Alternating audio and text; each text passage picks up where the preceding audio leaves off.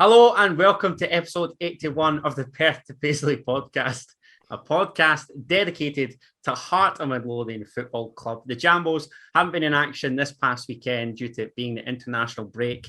However, Daniel and myself, Adam Kennedy, we've drafted along a bloke that looks as though he's just finished his shift in the call centre. So I'll go to our guest first. Richard Cobb, how are you?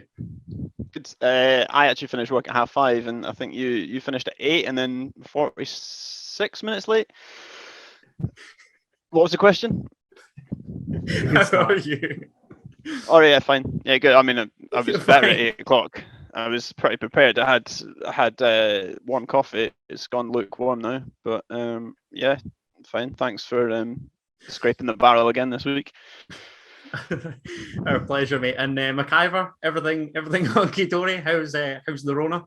Oh, it's going great. Still positive on day 8, I think it is now. However, feeling a lot better. I'm off work all week, so I'm just playing The Last of Us 2 and getting ready to take a trip up to Dingwall, which is going to be some laugh.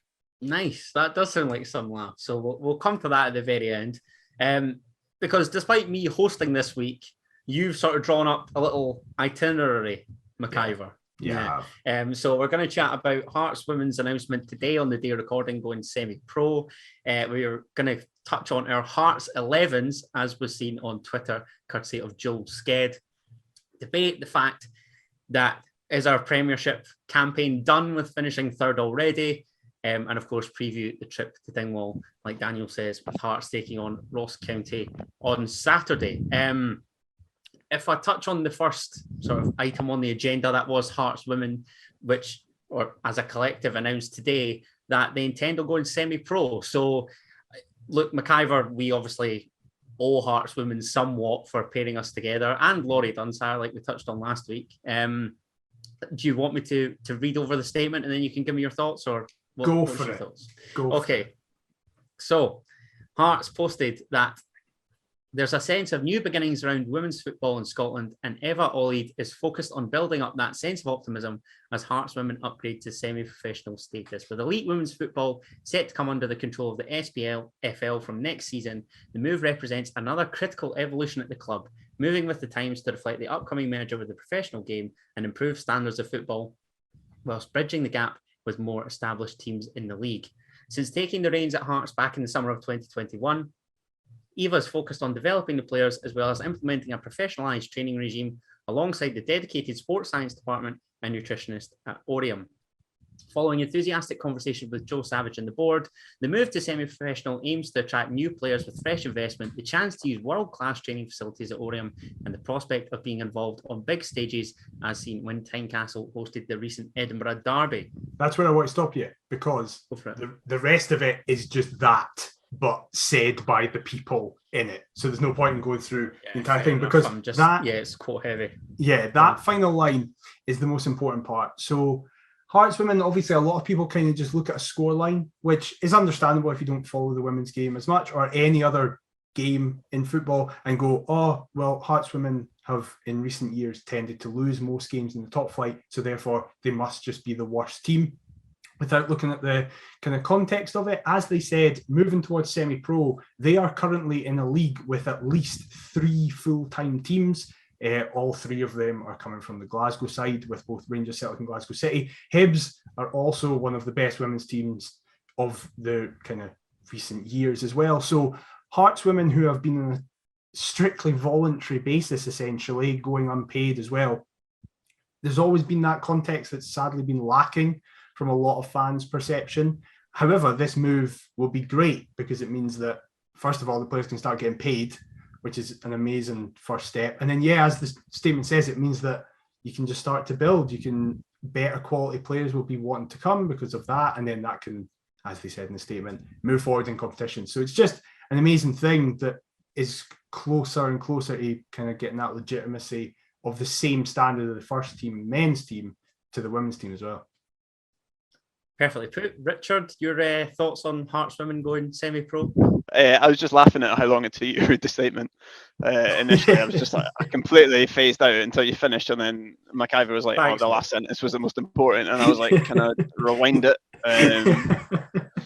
do you want me to read just that last statement? No, because I think I sort of suggested going with it anyway. I messaged Daniel to say it's good to kind of mention it, but I think like off the back of the Women's World Cup, when was it, 2019, 2018? Yes, 19. I think that definitely like a lot of interest. I think particularly maybe like from a Scottish point of view, because that was like the first interesting tournament that Scotland has got, basically tournament Scotland had qualified for in a lot of people's lifetimes and stuff like that, in terms of international football. So I think that definitely got a lot of interest up, and I think it's just kind of carried on from there really. I think it's, there's been a lot of coverage. I think Hearts have done a lot on their social media too to kind of shine a light on it, and I think it's just been like a lot of the personalities like Claire on Twitter and stuff like that, and kind of the players coming into quite a lot of I don't know where I'm going with this, but anyway, they've good for them. Well done. That sounds really disingenuous at the end. Anyway, but it is good. I think it's I think echoing whatever else you said that I've not listened to. That's fine. That's very diplomatically put. Thanks very much for that, Richard. Richard, you briefly touched on Scotland there. If you're listening to this podcast and wondering, are the boys going to touch on the Scotland match against Poland at Hampden Park? Simply put, we're not. An international friendly against Poland is far from the most exhilarating match to talk about. I'd much rather talk about Hearts on their trip to Dingwall on Saturday, so we'll come to that eventually. I was just coincidentally also looking, Australia got beat off Japan, so that's a bit of news. I don't even think Nathaniel Atkinson featured. So we're just going to mosey on over the international football, and we'll get to our next point, which I feel as though could take up the bulk of this podcast. McIver, could you explain to everybody you putting forward this idea of the Hearts 11 as Joel Sked had somewhat inspired you during the week? Yeah, so I saw on Twitter, because we've previously done an episode where we did our favourite 11, where the criteria was that you could only pick someone from one season, and if you used that season, then you weren't able to use a player if they only featured in that 1 year as well. And we also touched on an 11 which we wish had played more frequently for Hearts than they did. Yes. Oh yeah, we did do that as well. So this is our third set. Go back and check those if you haven't already. Thanks very much. Was that the brief? I don't think I got the brief. No, anyway. No, that was not the brief. The brief is the most general one, because Joel Sked posted just randomly his Joel Sked's Heart of Midlothian 11, and when asked what was the criteria, he said there wasn't any criteria. It's just that he tried to make it kind of players close to him that he's picked, or perhaps people that wouldn't normally get picked, and tried to avoid just going with his best 11, because kind of for each generation of Hearts fans, best 11s can look quite similar because we've all seen kind of similar players. So this was just an 11 that I don't even know, just has a mix of favourite players, players with random stories, players that you just have strong memories with. So whatever you wanted to do. And are you looking for sort of justifications for inclusions here? Is it? No, not at all. You can have justifications if you want to, but some of mine have justifications and others don't. I just really like some of them. I can start if you want, because I tweeted mine, so people will have seen mine. Sure, I was going to invite Richard as the guest, but on you go. No, I'm taking the reins here. So, yeah, we're going with that. He looks chuffed, to be fair. Yeah, exactly. My 11 started with Meringues in goals. Great choice. Someone one of the first goalies after Craig Gordon, I remember going, oh, he's actually good and can be good, and then had the infamous falling out with Romanoff, so that's always exciting. To be fair. Yeah, that's true. I've went with a flat 4-4-2, so Michael Smith is the right back. I have made it very clear over this podcast how much I love Michael Smith. I've then went to Marius Zaliukas, who is the only person in this team who makes also my best 11. Obviously the best 11 cup winning captain and stuff like that, but also I just like the story of how he was rubbish for ages, and then he became one of the most important people in our history, the most appearances by a non-native Scot as well, which is really cool. Then Kevin McKenna, he scored an overhead kick and was Canadian and was class. In defence. Yes. Yeah, because it could also be used as an auxiliary striker. True, but I'm going with him as a centre-half partner. And then left-back, I've went with Igor Rossi. I still think up until like Stephen Kingsley, we've never replaced Igor Rossi. I loved him. I loved Igor Rossi, but not at left-back. I wanted to just put him in. So that's fair. You're shoehorning. I get it. Exactly. Then out on the left, I've put Andy Driver, and not for his Scottish Cup heroics. It's just because he was the first guest on the show. So plugging that, Nice. go and listen to that. Then Peter Haring, same for Michael Smith. I just love him so much, and I'll be furious if we don't give him a new contract. Miguel Pilardo, that championship season, I was there in Alloa when it was the coldest I've ever been at a game of football when he scored that raker, and he was very handsome. Then on the right, Michaelinas, he fought a linesman, he scored a raker in a derby, and he's still playing now, and he's Lithuania's all-time outfield player. And don't forget, he ripped out the corner flag at Hampden and started waving it in the 4-0. Yes, that's cool what as well. Guy. Then up front, Mark de Vries scored his 4 goals to make it 5-1 on my 5th birthday. Love him. And then Osman Sow. Sorry to go back. Sorry to cut you off. I've just remembered that it could be a fake memory, but I seem to remember I went to the Player of the Year Awards at the Balmoral in 2006, and I'm fairly confident him and Chesnauskas were wearing like Hearts kilts on there, which was quite a nice little feature. Who was that? Michaelinas? Yeah. Yeah. I mean, that could be completely not true, but I seem to remember that happened. Well, that if you're at those Player of the Year Awards, get in touch. If anyone can verify. Yeah. Yes, exactly. Well, he can be wearing the wee kilt in my 11 and he can play in that. It'll be great. So yeah, and then finally Osman Sow, because he's just class, and he had that meme about him, and like he went worldwide. So fair play to him for that. So yeah, that's my 11. That's Daniel McIver's Heart of Midlothian 11. Nice. Richard, you got your XI present. All right. I was like X's. I've got my X's eye. Sorry, XI.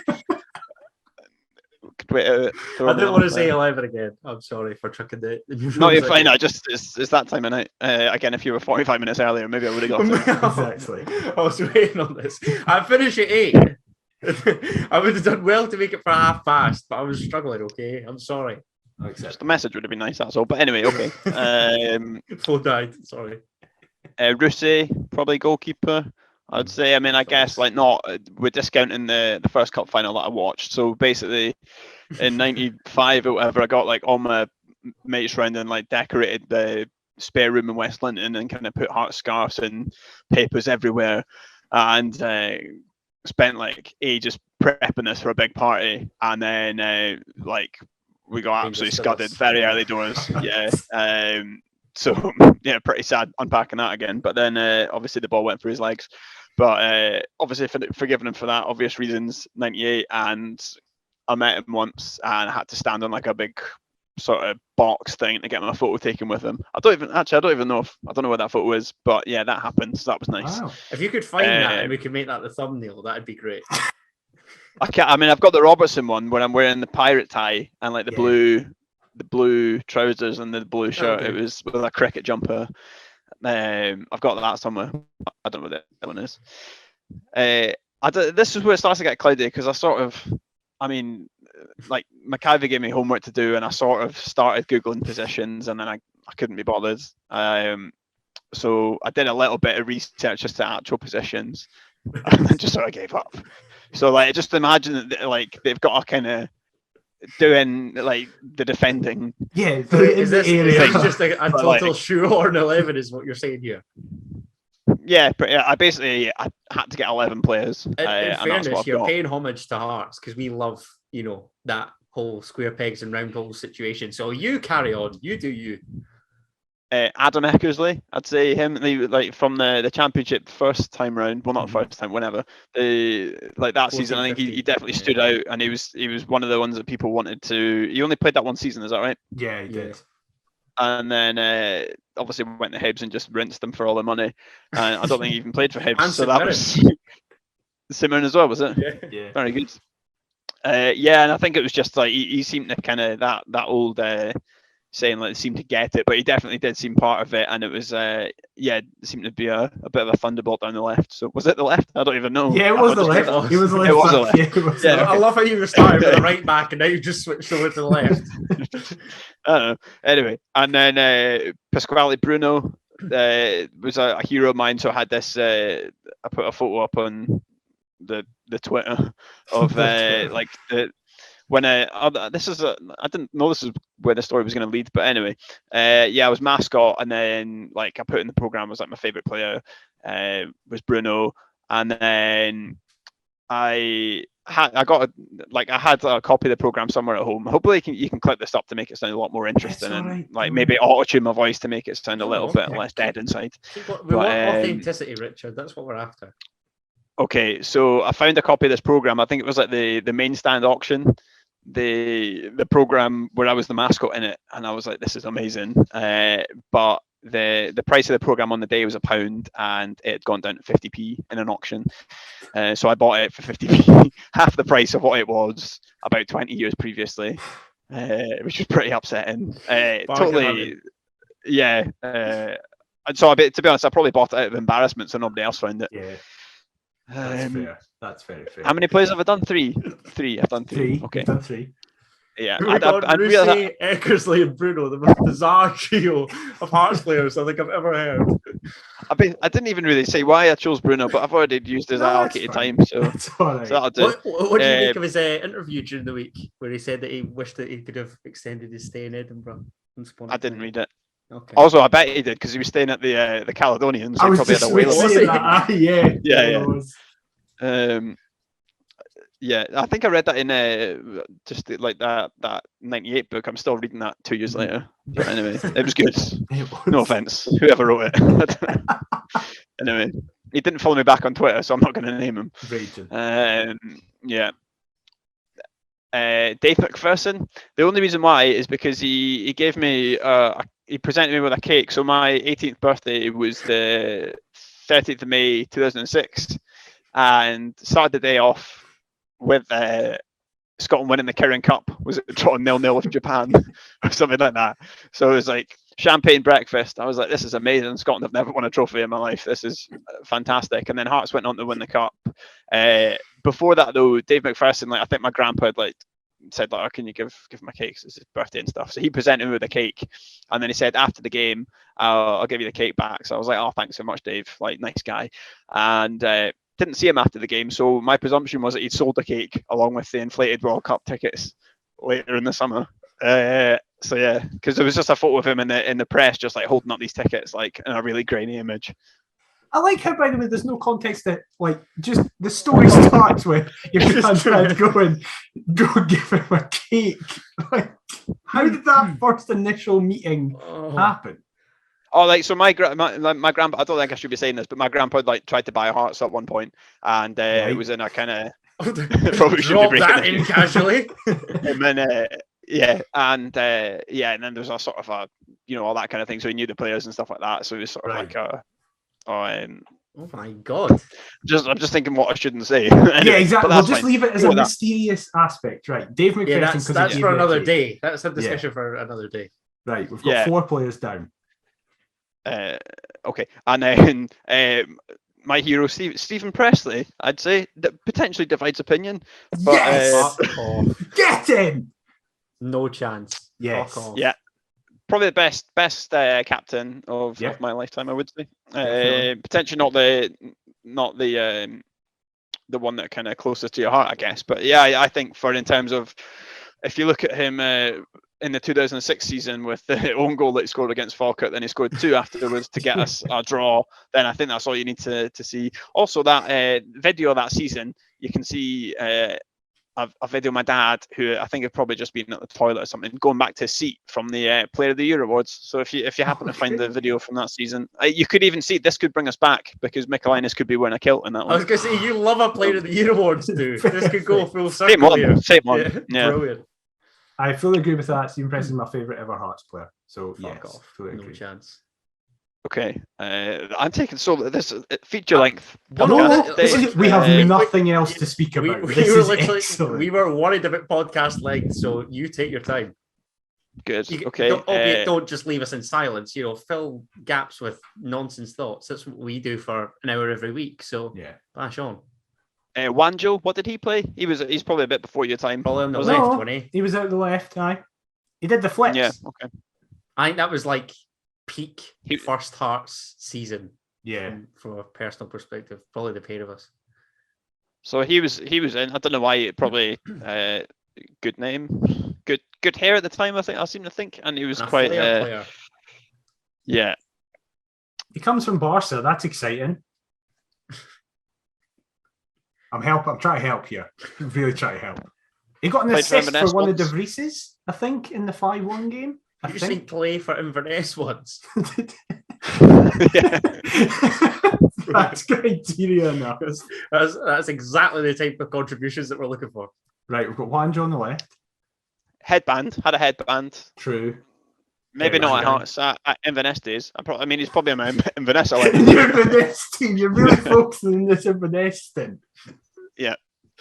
Never mind when he actually played for the club that this podcast is specifically dedicated to. That doesn't matter. Love that. One of my sister's mates had Wanjo 47 or something on the top.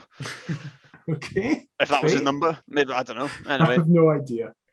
Moving on. Steve Fulton. That's fair. 15 pies a day. Love that.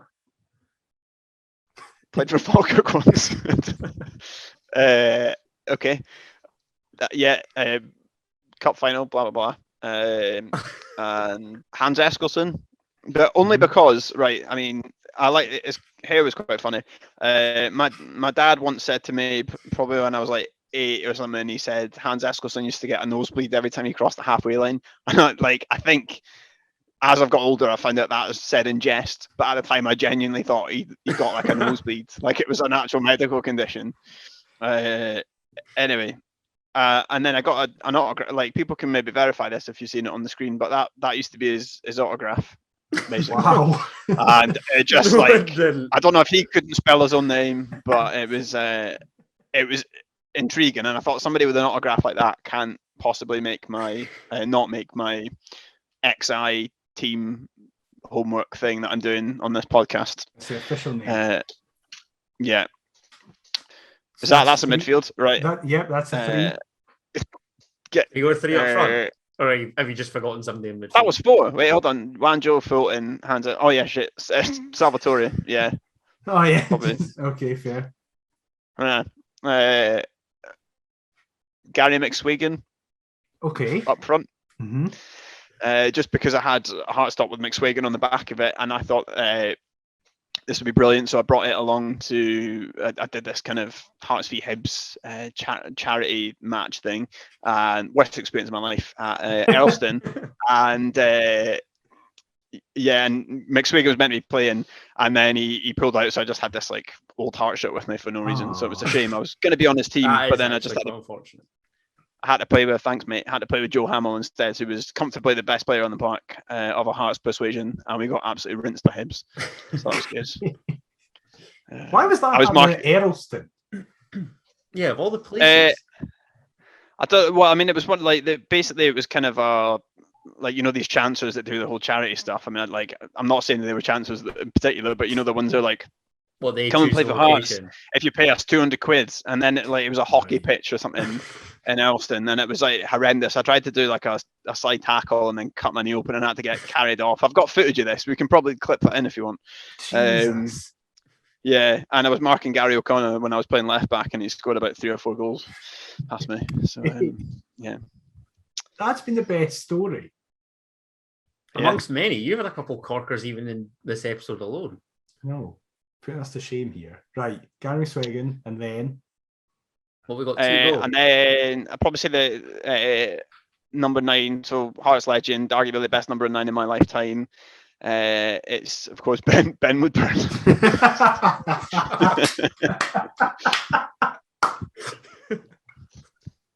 Fully on board with this. Fully on board. Adam, what's your thoughts? You're such a knob. That got me so off guard. I'm honoured for the inclusion though, mate. Thanks. Well, that's the best 11 so far. Adam, can you compete with it? Hold on a second. He's only named one up front. No, he's not. Yes, he has. How? From Gary McSwigan. Yeah. And Hold on. Woodburn. Who was your midfield tree? Salvatore. No, he's named 4. Oh, Salvatore. Sorry. McPherson. I forgot the Salvatore. Right. Okay. So wait, hold on. Give us that 11 in full. Okay. Let's just check for a second. Rusty. Eccles. I feel like I'm.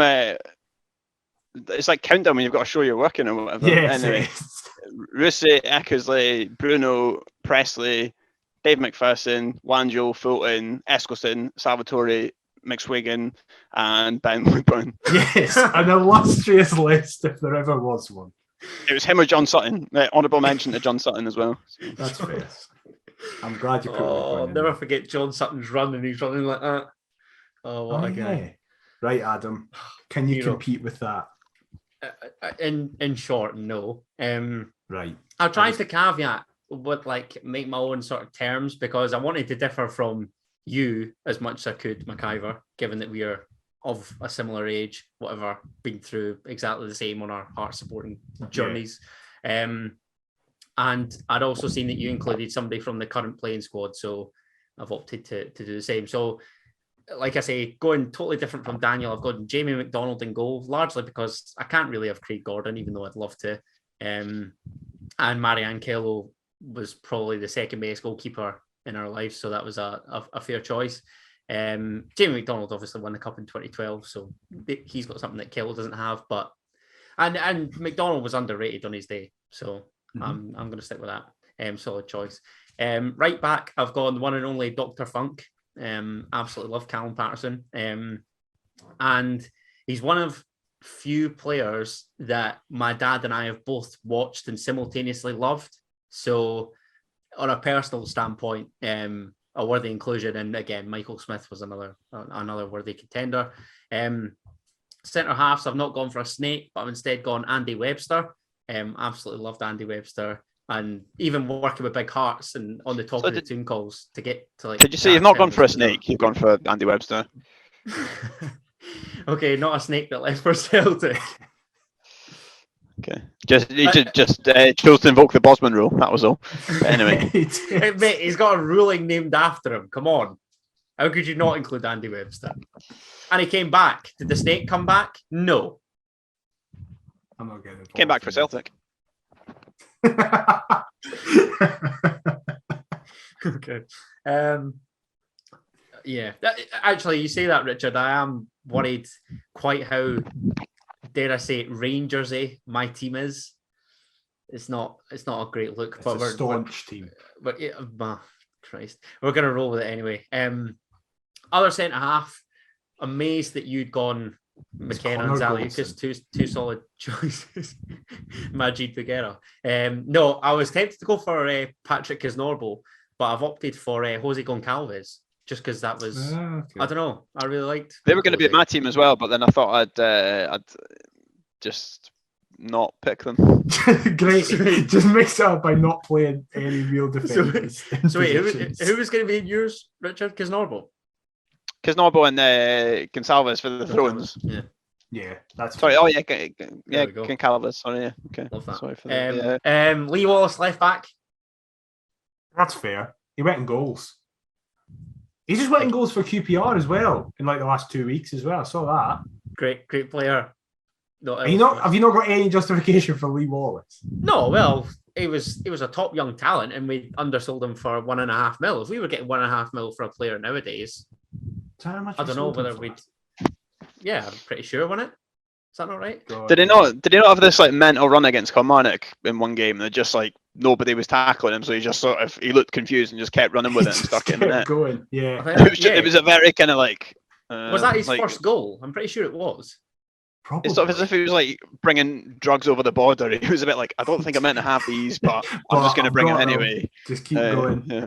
I remember Lee Wallace scored a cross that was clearly a cross. And my dad, for that season, had put on £1 every single week for Lee Wallace to be first goal scorer, and it never came in. He was like, right, I'm not doing it this week. And then he sent a cross in, the wind took it in. So Tynecastle erupted. My dad just stayed sat furiously and they put it on. That's 100. I was going to talk about your dad, actually, but I'll mention him later. Well, that's ominous. That's very ominous. Yeah. That's 100% why you've got Michael Smith in there as well from a financial Oh standpoint. yeah, because I've won £1,300 off him since he arrived. Yes. Yeah, what a guy. Yes. This is where I've gone current squad. The man that I said Hearts should sign, Barry Mackay. What a wonderful footballer. Thanks very much. Stop trying to Need take I say credit for any more? this, as if you're his agent. What? All I'm saying is everybody had their doubts. Doubt him now. I don't think anybody did. I think when he signed, I everyone was think like buzzing about him. I just didn't know who he was really. That is what I'm working with as my podcast co-host. An absolute shambles. On the other flank, I've gone David Templeton. That's fair. One of my favourite Hearts players growing up. Absolutely adored David Templeton. Was gutted to see him retire recently. I think everybody went through that stage, if they're of a similar age to McIver and myself, where they sort of did that Raj spikes and sort of combed over the front and tried to be him. What a cool guy. I've gone older, so I didn't yeah. That's why I said of a similar age. That's why I said I was a bit older.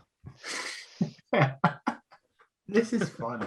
I'm so happy that we're doing this. I get the impression Richard genuinely despises my guts. No, I've been perfecting the deadpan. I mean, not very well, evidently, given how this thing started. No. I'm going to call it a call, as in I'm doing this for fun. As if I'm not doing this for self-promotion. Right, who's the two in the middle then? If you've Using actually and got a abusing four? the Perth and Paisley podcast. I never thought I'd see the day. I've gone Ryan At the Richard Stevenson. Cobb.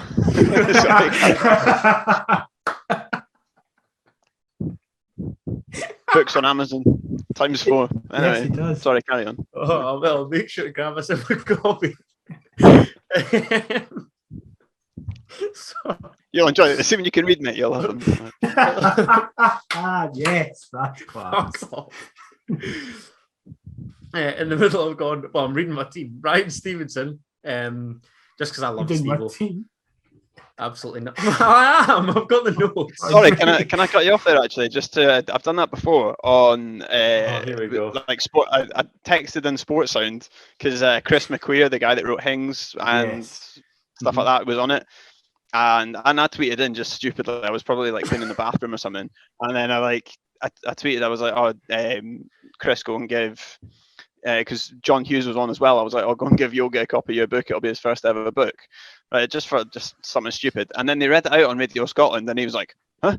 Who? Richard Cobb? He's like, where does he live? I'm just like, We get battered by Yogi Hughes. Oh. coming down to home old flat and Leith. Brilliant. Yeah. That's a boxing match I would love to see. Right, who's your midfield? Right, so gone Ryan Stevenson, as I was midway through explaining fucking before hell. Richard used self-promotion. What? And you still said you didn't have any snakes. Yeah, exactly. That's two snakes in there. Fuck off. Steve-O was doing us a favour with some dough, keeping the club alive. What were you doing? Either of you. What are you doing? I was getting my vaccine. That's what I was doing. Yes. Great.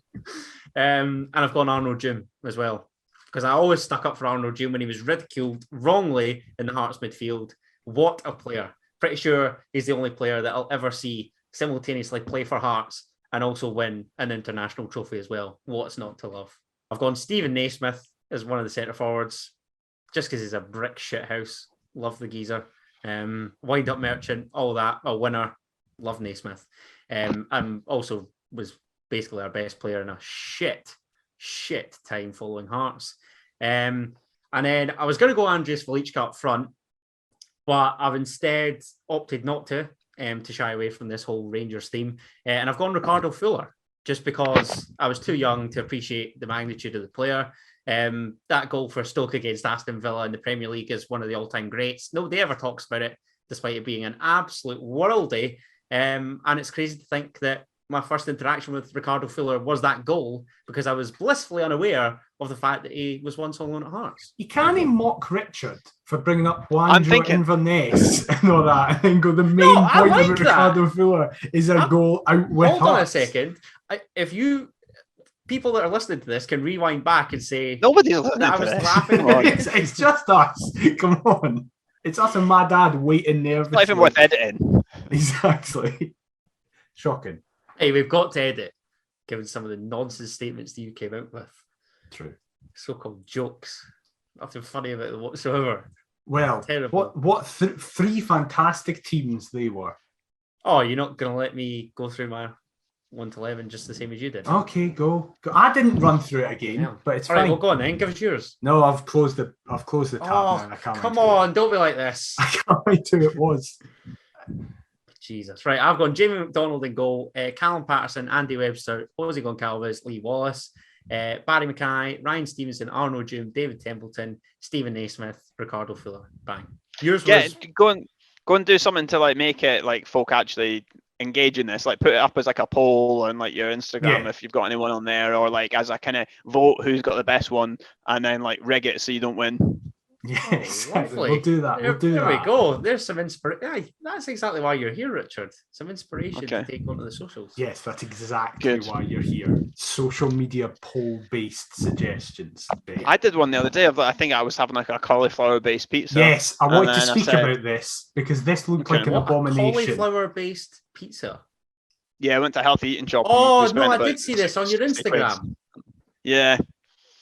What? 87% said it looked disgusting, and it was actually fine.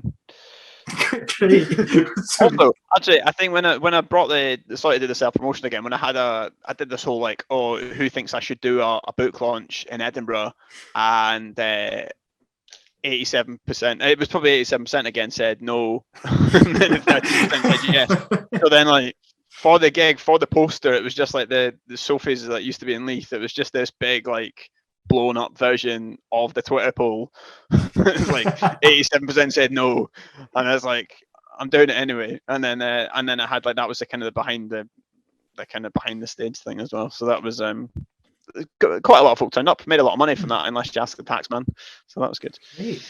Well, that's the main priority. And as Richard says, see if 87% of people vote his team as the best. I genuinely don't know who people will vote for. No, I dread to see those results. Look, we were talking about social media. I've just thought of a topic off just off the bat here. Because on social media, we'd seen that Barry Mackay wants to extend his stay. How happy were you with that, McIver? Oh, yeah. He said it in a way that was like, I think people took one look at it and just went, he said he wants to stay, and that's great. But he actually gave like quite a like serious answer, one that I didn't expect from Barry Mackay, because he was like, oh yeah, I no longer feel like football's a chore here. And like, I'm actually enjoying football for the first time in years. And I was like, oh, that makes me feel sad for him at his previous clubs, that he was just hating his life. So I'm delighted, and I think I said on Twitter that Savage and Nielsen better be in a car like it's LA Vice, get into his house, and just, we need to offer him a new deal desperately, because it's only next season he's here for, right? Yeah. So did he sign a 2-year in September? I think so. Yeah. So then that would make sense. Richard, thoughts? Well, I think, but to not answer your question, Sweet. Like, yeah, they not ask Sims the same question. They were like, oh, like, are you going to be here? Would you want to be here next year? And he's like, oh yeah, you never know. I mean, I'm just focusing on what I'm doing just now. And he basically, you read between the lines, he was basically holding that up. He's like, yeah. I mean, I could, like, I mean, the thing is, I'm definitely wanting to get Hearts to Europe, etc. And I'm like, that's not somebody that's staying. Did you not think he's in a different situation with being contracted to Everton? Technically speaking, he is, yeah, but it was you shouldn't have. Weird to ask him anyway. I found it weird to ask him, especially because Sims had just signed a new deal with Everton. And it's like, well, Everton are shite just now. He's probably going to get back into their team next season because he's done all right up here. So yeah, it was a weird one of all players to ask. I'd say more so if they get relegated. Which true. Isn't a stretch by any manner of means, because they are genuinely dog shit. Yeah. Carry on. Mackay though, yeah, that'd be good. Great. Spot on. This is what happens, Adam, when you bring up non-planned items on the itinerary. Yeah. Why am I hosting this? In all seriousness, like you. Are you though? No, I'm not. You come up with the agenda, and this is just like this echoes the sentiment that it is all over the place. That's what makes it great, though. Does it? Sure. Just keep going. Stick to the list. Okay. Next I've got up another on 5 bullet points to add, by the way, just to Go for point it. it out. Anyway. Yeah, go for Well, it. then give us a bullet point. I'll let Okay. you host unofficially here. Yeah, okay, McIver, your dad liked that post about sort of me knocking you out. That was quite funny. Presuming that was your dad. Did he? Did he actually? Yeah. Fair. So I quite like that. So for any listeners / viewers that didn't see it, it was that whole Will Smith thing. It wasn't very funny because I was sort of like everyone was trying to make a Will Smith joke today. It was very stressful for trying to be a pub comedian to try and make any form of a joke that's not happened, or about, you know, like you could like tearing your hair out to make a joke about it, and I can't do that. And yeah, a lot. It was a stressful day, particularly when I was trying to work at the same time. But then I saw, obviously, I did that little kind of post thing, and then I think your dad, I mean, presuming it was your dad, I clicked on the profile and it said something about Gala Fairydean. Then yes, it will have been. The Graham legend. So, yeah. Yep. So you can shout check out Richard Stress on Twitter at the Richard Cobb, for those that haven't seen it. Next on our list was your main talking point and what I fucking keep hearing constantly. Oh, third wrapped up. Oh, that's Hearts secured Yes. third. Ooh. Yes. So is third done, McIver? You wanted to bring this up. Yeah. The floor's yours. Take it away. Third's done. So what? There's 7 games left. Is that right? Yes. 2 then the split. So 24 points, basically. I forget. Is that right? The match. Yes. 21. No. 21. And we So are 14 clear of clear. United. So essentially, to not finish third, we'd have to lose basically every game, and someone behind us would then have to win every game. Essentially, that's what you're saying. I know that mathematically there could be draws chucked in there and a couple of losses, but we're not going to lose every game from now until the end of the split. Well, even if we did, United I don't think would another have to team win 50. So United are 14 points behind. So they'd have to win 5 of their remaining 7, and we would have to lose, is what you're saying. No one, even if we lost all 7, no other team is winning 5 out of 7 in this league. You could probably say that they would in a previous season. You say that, but Dundee United are away to Hibs on Saturday. Then they've got Dundee at home. I know, but look at the way this season's went. But then I suppose, they're not going to beat Rangers or Celtic, so that's 2 immediately. So they'd have to win every other game. Hold on a second. They've already beaten Rangers at Tannadice this season. I know, and they took a point at Parkhead. It's heating up now in the title race, so I think both Old Firm teams are going to beat everybody. Including one another on Sunday. Yeah, that'll be the one exception where there's 2 winners to an Old Firm. But I think it's done, not from like I don't want the team to just be like, oh, so therefore who cares? We've got it, because it is us, and we probably could lose every single game. But all I care about is the semi-final, and I think third's done. Richard, do you think third is done? Because Adam has hated me for weeks for saying this. Yeah, like it's done in the sense of it, like all but mathematical. I'd say, just in like the sense of like that kind of. You see everybody else just like they're kind of dropping points all over the place, and it's been that gift thing that I keep sharing about the people running up the slide day steps and stuff. It's the same way that the championship was going, of like other teams are just so inconsistent, and it's a little bit like we can only focus on what we're doing, but like even if we drop points, people will be annoyed about it, but it's a bit of an irrelevance really, because it's pretty much done. But I think the thing is, it's like keeping an eye on the semi-final. My only fear would be that if it were to go horribly wrong for some reason in the semi-final, then folk could just flip the lid and start with this like Nielsen out rubbish again, and then that would almost ruin the whole season of finishing third by probably quite some place, and then Hibs getting beat, even if they get beat like 4-0 in the final. Touch wood, that doesn't happen. Well, I mean, if they get to the final, touch wood, that does happen. But like, but like, yeah, and then I think people, it's just like it'll third's done. Yeah, Adam, you hate it. Why do you hate it? And also, you seem to react negatively there to something Richard said about Nielsen. So please extrapolate on that. Excuse me? You seem to be annoyed when Richard suggested that people would overreact to a semi-final loss. Don't know what you're talking about, mate. I will be rightfully raging if we get beat off Hibs at Hampden. Well, until it's But would it ruin the mathematically whole done. season though? I mean, like that's the thing. Like I'm like, obviously you'd be annoyed, but would it overshadow the whole? Probably not in terms of it be our strongest league showing for what, a good few years. It'd be what, six years since he left? Yeah, since he was last year. Yeah, so 16, 17. Yeah, so 6 years. Mhm. But we've been presented with a great chance to get to a Scottish Cup final here. Let's be honest. Like, we've been relatively lucky with the draw on the whole, if we're being honest. I know it's easy to say this now, and don't get me wrong, we were rightfully shitting our pants for Auchinleck Talbot away. Scrape past Livingston on pens. And the St Mirren game's probably the only one in the cup that we've won. Well, I say the only one.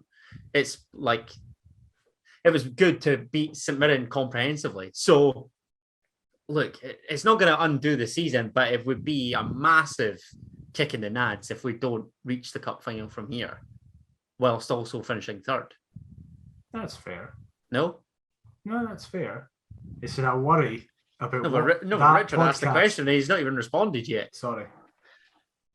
Yeah, no, I just had a horrible image of Sean Maloney looking happy, but I mean that's weird. I don't think that would happen. Why have you said that? No, just I can't imagine that. That's just a complete doomsday scenario. I still haven't decided if I'm coming up for that actually, because I'm like, it's a bit like it's that whole like, oh, do I come up for that? Or do I come up for the final? Then I'm like, I shouldn't be thinking that far ahead. But also, £200 or whatever, they go up for a day. Yeah. I mean, it's it's sort of it'd be worth it for not having been at a game since Sean Clare's red card in 2019 against Aberdeen. But like, that your last Alex game, yeah. Yeah, it was. Yeah. So why am I on a podcast? Haven't watched any since then. How are we doing? Yeah, exactly. This is your initiation back into how well we do. We're actually good now to novelty. Yeah, we're not bad. We're not a bad team. We're all right. Look, that's something that I wanted to come on to, McIver, because we forgot to mention it on our last podcast. And I'd actually done a bit of homework for once. I realised that I thought I could, time this to perfection. I thought, yes, that's us played 30 games. Needless to say, we've played 31. So I was going to have a comparison with Hearts this season to their last Scottish Premiership season. So everybody knows how the 1920 season, quote unquote, ended. Having played 30 games, won 4, drawn 11, and lost 15. Now, for context, this season, we've played 31, won 15, drawn 8, and lost 8. That is mental. Scored 31 in that 1920 season in the 30 games in comparison to the 44 that we scored this season. Not bad. And conceded 52 goals in 30 games with a goal difference of minus 21 and picking up 23 points in our last Premiership campaign. Now, in comparison to this season, 44 goals, 31 against, a goal difference of positive 13, and a points total of 53. 30 points better off, albeit with one game's difference from the last time that we were in the Premiership. Now, look, McIver said that I'm a Nielsen hater. I'm not. Last season, I was annoyed by various things that Robbie Nielsen came out and said. I've been 50-50 with regards to the season because as Hearts have been riding along well, I don't want to jinx things. I don't want to tempt fate too much. But seeing as you reckon that I'm good to say what I'm about to say, McIver, and that third's secured, I'm going to go out and say that the progress is there for all to see. We are going to build something under Robbie. We're in the process of building something. And there can be games where we're frustrated, rightfully so. We can be annoyed with performances, but that's part and parcel of being a Hearts fan. Like he said, one of his infamous quotes, if we're not happy week in, week out, then go and support Man United or Man City or somebody like that. So, look, he is right. And in comparison to our last Premiership season, the progress is there for all to see. So well done, Robbie. Well done, the coaching team, the players that we've brought in. Well done, Budge, for sticking by our man, because many would have pulled the plug, myself included. We literally made an episode with Nielsen out, and I did not foresee this turnaround. I'm going to hold my hands up and say that in the league, I've got it wrong, and I would love for Robbie and the playing squad to lift that Scottish Cup and shut absolutely everybody up. Thanks very much.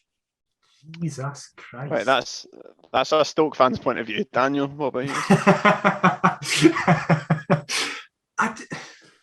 I genuinely didn't think you'd ever say something like that on the show. You might have said it in a tweet and then deleted it when we got beat the next week and been like, I've never supported them. No, I'd like to think I'm true to my word for the most part, but I'm big enough to say that I might have got it wrong.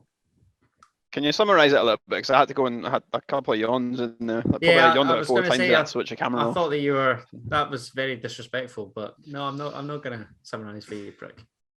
Basically, Richard, he said that he was wrong about everything. He doesn't know anything about football, and that Robbie Neilson has proven him completely wrong. Well, that's not what I said, is it?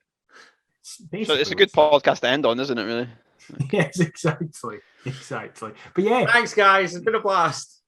Richard, on that, because you said your last game was that Aberdeen 1-1 draw, where Clay got sent off. See, when you were watching what a horrible night that was. Thank you for Cobb stayed away since. Jesus. See, when you were watching that and we were in the situation we were, did you ever think that in what has been such a relatively short amount of time that we turn it around this much to be from where we were to now so far clear in third? Can I just say, I had a tweet from Richard Cobb that was backing me up for calling Robbie Neilson out with a shit excuse, and his words were imposter of a manager.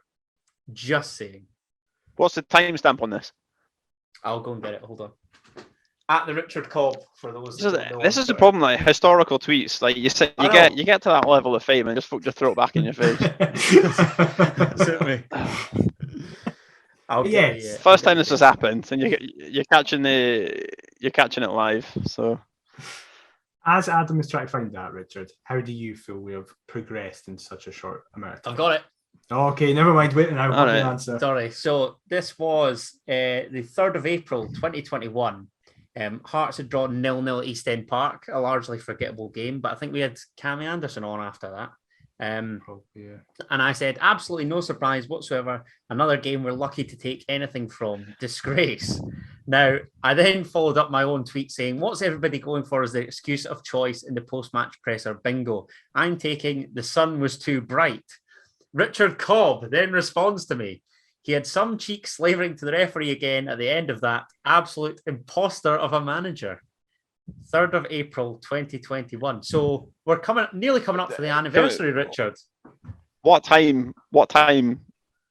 A minute past 5. Right, okay.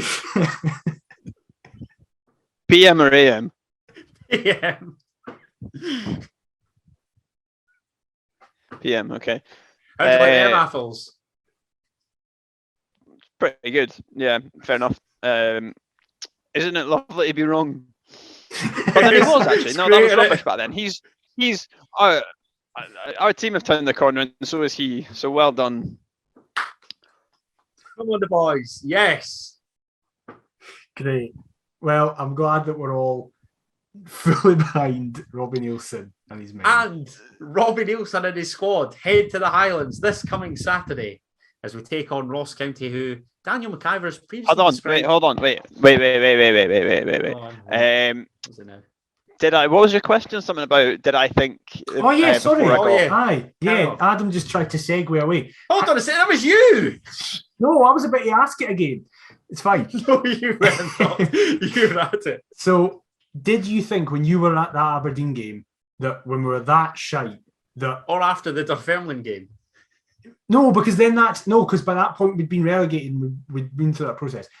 We were staring down the barrel of relegation at that point. Did you think that we would go from where we were to then suddenly, within what is a relatively short space of time in football, essentially a season and a half, now be where we are now? I was kind of present in the moment, mate. I wasn't really thinking that far ahead. I mean, it's not very healthy to think that far ahead. So, yeah. But no, like, I think if you kind of like, I mean, we did it before with the championship season. Like, obviously, but that was a quick turnaround and stuff like that. And I think the key to that was getting rid of the real imposter, which was Daniel Stendhal. So I think the fact that we managed to get rid of him and his Harry Potter necklace, really, I think that got away a lot of the kind of the weird about that. Please energy. call this episode Stendhal's necklace. I totally forgot he had that Harry Potter necklace until you just said that there. Oh, so did I.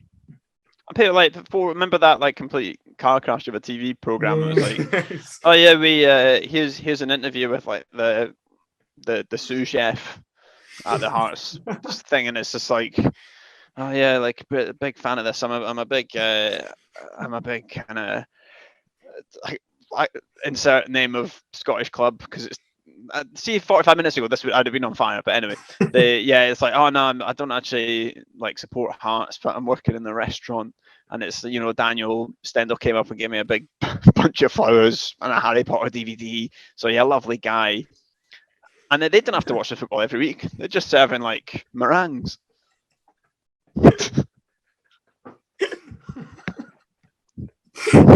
When you put what a perfect summary of that documentary.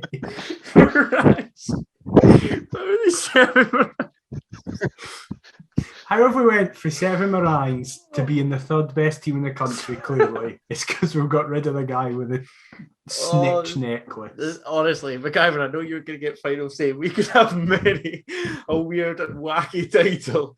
Stendhal's necklace, serving meringues as a cracker. Oh dear. Jesus. Oh, sorry. Right, that's great, Richard. I'm glad you're happy. The imposter's away. Oh, the German imposter. Right, moving on. I think you can say that now. We've got a proper manager now. And he and his squad head up to Dingwall on Saturday. Hearts take on Ross County. McIver, as I was going to say, you've previously described them as the 4th best team in this league. Are you anticipating a tricky test from the Staggies on Saturday? We're going to get beat because I'm going. It's my first time ever going to Dingwall.